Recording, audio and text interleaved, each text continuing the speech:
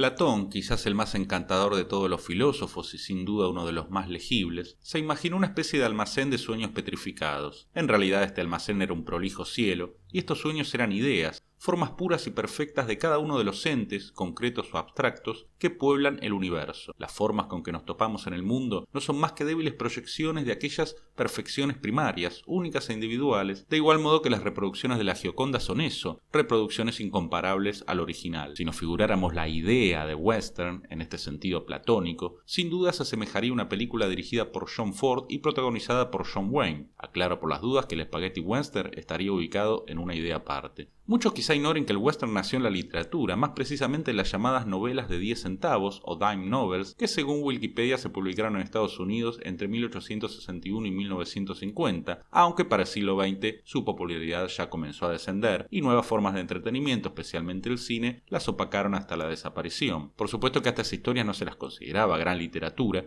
y iban destinadas a un consumo popular. Lo mismo sucedió con los primeros western que llegaron al cine, medio que serviría al género para depositar sus íconos y arquetipos en ese caótico galpón que llamamos memoria colectiva. Hoy es fácil alabar a John Ford o Howard Hawks, pero en su momento se los consideraba directores menores, en el mejor de los casos aceptables dispensadores de entretenimiento vacuo. A Alfred Hitchcock, aunque él nunca tocó un western, le ocurrió algo similar. A los presuntos intelectuales les gustaba alabar bodrios ininteligibles expelidos de Francia o de Suecia, pero quedaba muy mal resaltar las bondades de cualquier película que mantuviera al público despierto. ¡Es basura! Y vaya que la sabía en ese momento. La Diligencia, Centauros del Desierto, A la Hora Señalada, Río Bravo, Los Siete Magníficos, El Hombre que Mató a Liberty Balance. Entre los 40 y los 60 se ubica la edad de oro del western clásico, al que podríamos tomarnos la licencia de llamar western idealizado. ¿Acaso resulte inútil enumerar sus símbolos más reconocibles, incluso reconocibles por quienes jamás vieron un western completo? Tenemos al forajido,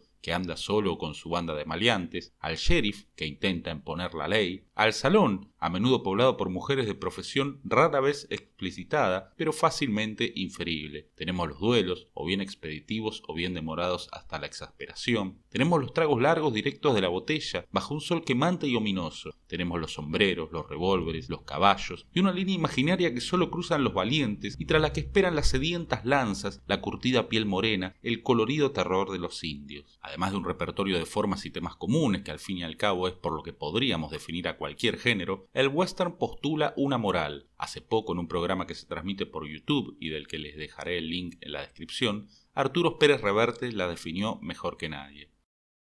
O sea, hay un momento en el cual todo grupo marginal o en situaciones extremas crea reglas para sobrevivir. Y entonces no es tanto la amistad como la lealtad. Tú puedes jugarte la vida por gente o junto a gente que no es amiga tuya. A mí me emocionan más los códigos de lealtad por reglas que los códigos por amistad. Por amistad es muy fácil, somos íntimos amigos, por ti me mato, me juego la vida, pero sin embargo este tío a lo mejor no es amigo mío, pero estamos en el mismo equipo por lo que sea, la vida nos ha puesto aquí. Tengo la obligación moral de jugármela por él, como él por mí. Y entonces eso nos crea unos vínculos a veces incluso más estrechos porque están en un mundo mucho más extremo que el de la mera amistad. La épica, para mí, es una actitud moral, es una elegancia moral ante la historia, ante tu vida, ante el peligro, la muerte, el dolor. Aquel que por encima de la muerte, del combate, de la tragedia tal, se eleva porque tiene virtudes morales que lo hacen inmune. Y aunque sea derrotado, aunque sea machacado, aunque sea engañado tal, siempre será un personaje admirable.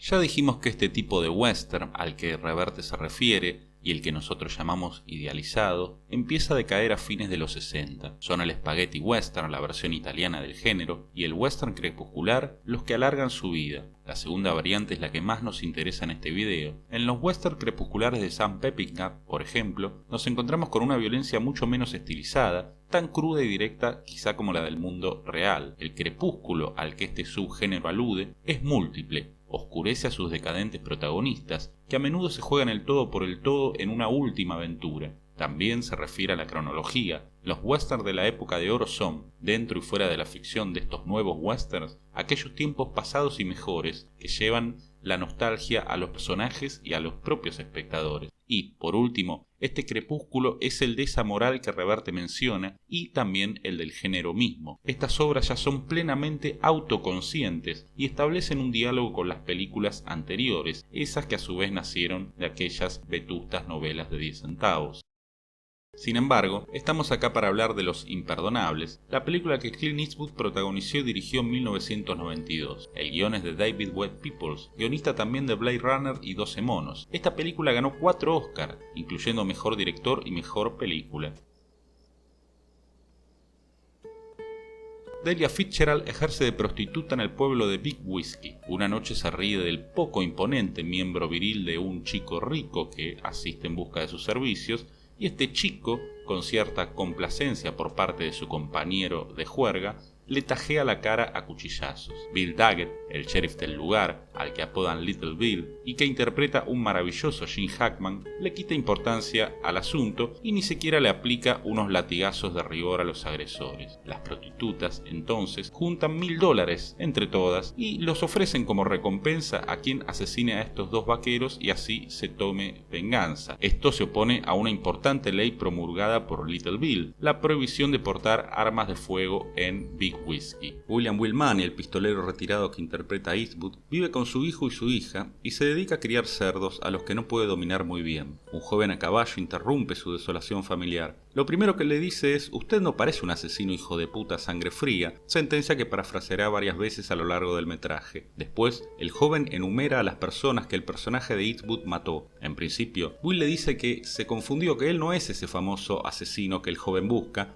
aunque al final termina admitiéndolo y lo hace pasar. Conversan. El joven pistolero presume de sus asesinatos, igual que un adolescente virgen presume de las mujeres con las que supuestamente se acostó. Se hace llamar Kid en una evidente alusión a Billy the Kid. Y el entusiasmo de Kid también es adolescente, porque él lo que quiere es ver al mito encarnado, al despiadado asesino William Munny del que tanto ha oído hablar por su tío. Pero Will dice que su esposa lo curó a él de la maldad y de la bebida, que lo llevaba a cometer actos tan ruines. Asegura que no recuerda nada de esos asesinatos que el joven le nombra, y le aclara que su esposa, Claudia, murió hace 3 años. Aquel pistolero Munny, entonces, representa para este cansado porquerizo Will un alter ego igual que el de los superhéroes, una identidad que en este caso ya quedó en el pasado, y el alcohol, que él también quedó en el pasado, era la pócima que convocaba hasta Mr. Hyde con el que Will carga.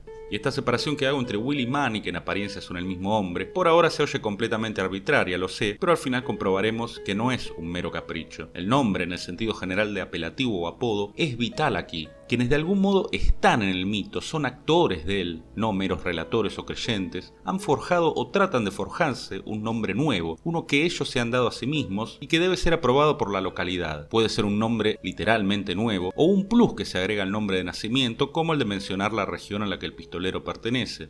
Además de Kid y de Munny, cuyo nombre en principio parece no incluir un apodo, pero ya veremos al final si están así, en la película conoceremos a Bob el inglés y al sheriff, que ya dijimos que lo apodan Little Bill. Se mencionan otros apelativos en la película, como el de 2 pistolas Corcoran, que después también veremos que tiene su lado cómico. Estos apodos recuerdan a los llamados epítetos épicos o perifrásticos que se aplicaban en la épica clásica precisamente. Aquiles el de los pies ligeros, el ingenioso Ulises, el Cid campeador, el Quijote incluso, que sigue evidentemente esta tradición, se hace llamar el caballero de la triste figura. Otra tradición clásica, y no tan clásica, era la de mencionar el lugar de procedencia de los hombres ilustres: Zenón de Elea, Polonio de Rodas, Cyrano de Bergerac o Niupur de Lagash, personaje que recordarán conmigo los que ya tienen algunos años. Este es el plus al que yo me refería. Ya no se trata de cualquier Zenón, sino de Zenón de Elea. Hay una tierra, un suelo, una historia que viene con él, con ese nombre. Del mismo modo que, para llamar la atención de Will, Kid enumera los asesinatos de Munny, los recita con una solemnidad acorde a sangrientos títulos de nobleza. Tomémonos unos segundos para escuchar lo que Ricardo Piglia comenta sobre el nombre de los malevos en la obra de Borges. Antes, recordemos que los malevos de algún modo descienden de la gauchesca, de esos gauchos que son lo más semejante a los cowboys que hay en Sudamérica. Escuchemos ahora sí lo que dice Piglia. La otra cosa que tienen los duelos, algo que yo llamaría la ficción del nombre, ¿no? Porque es el nombre del otro lo que importa, la nombradía que tiene el otro, lo que hace que el duelo se produzca, ¿no es cierto? Alguien ha construido una leyenda de que es un hombre valiente y se llama el pegador, o sea, y alguien lo busca sencillamente porque dice que es más valiente que él, ¿no? Entonces, le cuestiona el nombre. Yo les decía que Dalman, el pobre bibliotecario, que imagina su muerte en un almacén de La Pampa, y sale a pelear cuando lo nombran, cuando lo llaman Dalman. Dice, ahí no pude dejar de pelear, ¿no? Entonces el nombre ahí es un elemento que tiene mucho que ver con la virilidad, Esta ficción del nombre juega en Los Imperdonables un papel igual de trascendente a lo que Piglia señala en Borges, y por supuesto que el nombre cobra poder cuando se repite, cuando pasa a ser de dominio público. El nombre debe forjarse su propia historia, convertirse en un arquetipo dentro del cielo platónico del western. Pero sigamos adelante con la trama. Kid le cuenta a Will de la recompensa y de lo que le hicieron a la prostituta. Y acá hay otro detalle que no debemos pasar por alto. Kid exagera la brutalidad de aquel ataque. Le asegura a Will que a la mujer le cortaron los pechos y hasta los dedos cuando no es verdad. No sabemos si a ella le transmitieron esa versión hiperbólica, exagerada, o es Kid quien acaba de agregar esos detalles, quizá para convencer mejor a Will, pero esto no importa, retengamos lo del chisme exagerado. Will y Kid hablan sobre el oficio de matar personas. En el diálogo queda claro algo en lo que se insistirá en la película. Lo más importante no es la habilidad ni la rapidez con el arma, sino la frialdad, la mente gélida e impiadosa. Después volveremos a esto. Disculpen que me interrumpa tanto al resumir la historia, pero Eastwood es un gran narrador y nos lanza los temas de la película en los primeros minutos. No hay ni un plano de más. Will entonces, a pesar de la jugosa recompensa implicada, se niega a acompañar a Kid a matar a los bandidos. El chico se va, no sin antes pedirle a esa decepcionante leyenda que lo siga si se arrepiente. Will se queda de nuevo solo con sus hijos. Vemos que sigue siendo incapaz de dominar a los cerdos, y tras un corte vemos un plano de él mirando el retrato de su esposa muerta, y después otro plano, perdiendo la mirada en el horizonte, como tomando conciencia del encierro físico y espiritual al que se ha sometido desde hace 3 años, cuando su esposa murió. Will decide seguir al chico e ir a por la recompensa. Ocurre la mítica, o más bien antimítica, escena del caballo, en la que Clint no puede montar al animal. El pobre Will falló primero con los sucios cerdos y ahora con el noble y simbólico caballo. Manny, ese hombre que solía provocar terror en las almas, ha desaparecido. Solo queda este pobre Will, el porquerizo, un hombre al que ni el más vil ni el más sagrado de los animales del oeste respetan. Ya conocemos al personaje y a su contexto. El viejo y sabio Eastwood le bastó con apenas un puñado de imágenes contundentes y la cuota justa de diálogo. Ya estamos dentro de la historia. Antes de alcanzar a Kid, Will practica tiro, tratando de recuperar su oxidada puntería. Y ya en viaje pasa por lo de su amigo y antiguo compañero de aventuras, Ned Logan, interpretado por Morgan Freeman. Ned está casado con una india a la que le dicen Sal y 2 árboles. Este tipo de unión, aquí amorosa y consentida, era en los western clásicos un típico motivo de discordia, el robo de la mujer civilizada cometido por los salvajes. Acá todo nos viene a la cabeza Centauros del Desierto. Will le cuenta a Ned de la recompensa. Hablan de lo difícil que resultaba matar a alguien incluso en ese entonces cuando ellos eran jóvenes e impetuosos, y se preguntan si serán capaces de volver a hacerlo ahora. Ned también está retirado. Y cuando Will le cuenta lo que le hicieron específicamente a la prostituta, eso que a él le había narrado Kid, que a su vez lo había escuchado de otro, exagera aún más de lo que exageró el chico. Dice suponer que le cortaron todo menos la vagina, y lo cuenta con expresión de asco, como si él hubiese estado ahí para verlo. Y aquí comprobamos que el mito, en el sentido contemporáneo de la palabra, funciona de modo análogo al chisme. Cada uno que lo repite le agrega o le quita algún elemento, pero esto no lo hace de modo aleatorio o a merced de los caprichos del olvido. Cada uno de los repetidores intenta hacerlo más espectacular, y en parte porque mediante esa espectacularidad, aunque en este caso se trate de una espectacularidad macabra, es que persuaden al otro, al que escucha.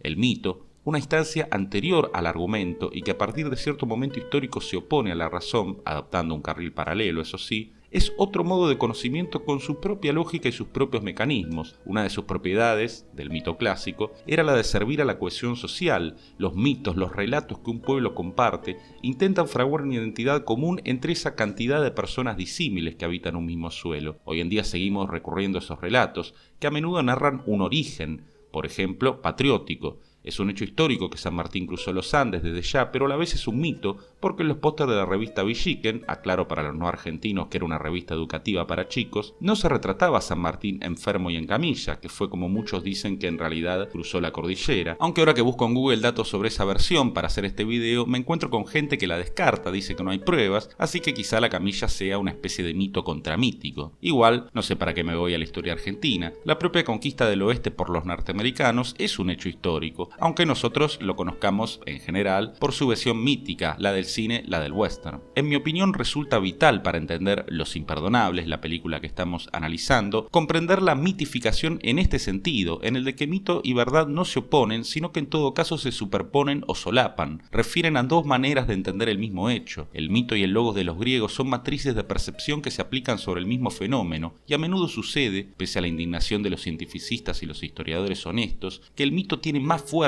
que la presunta verdad. El mito es una ficción y por ende se halla más allá de lo verificable. El mito nunca dice toda la verdad, pero tampoco nos miente. En la segunda parte del análisis de esta película veremos por qué no es tan desmitificadora como dicen, o al menos no lo es de la manera en que lo suelen decir. Espero no haberlos aburrido y nos vemos en la segunda parte, que a su vez es el tercer video de esta serie. Si les gustó, suscríbanse, compartan, pongan me gusta. Recuerden que la literatura es un sueño dirigido y hoy estamos analizando el gran sueño que Clint Eastwood soñó para nosotros sobre los cimientos de muchos sueños anteriores. Hasta la próxima.